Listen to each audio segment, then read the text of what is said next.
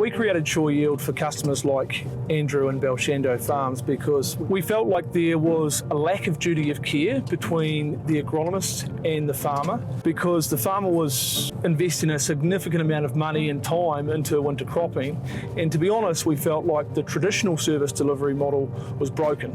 So all too often in May or June, when crops were being measured, we would hear of stories right across the industry where farmers were overspending and they weren't hitting the yield targets, and that came at a significant cost. Farmers were expected to compensate for that cost in the form of buying extra feed off farm, or in subsequent years planting extra crop, which meant they had to reduce stocking rate. So that's why we really created Sure Yield as a market first in New Zealand agriculture.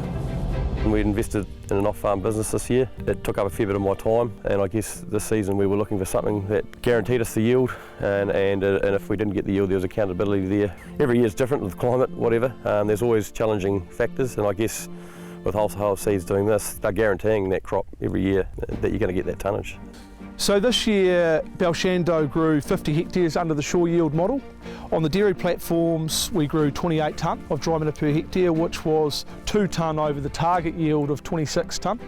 So we grew the 28 tonne by the 15th of April, which is really unprecedented in Andrew's farming history. Average growing cost was 9.5 cents per kilo of dry matter, which is also a really good result for him. Andrew had to pay out for the extra yield, but obviously he was able to feed more fodder beet in late lactation. As a consequence, production was up, so it was very, very valuable to him at that time of year.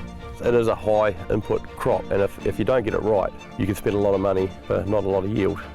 The guarantee's there, the accountability's there, and that's why I'd recommend it.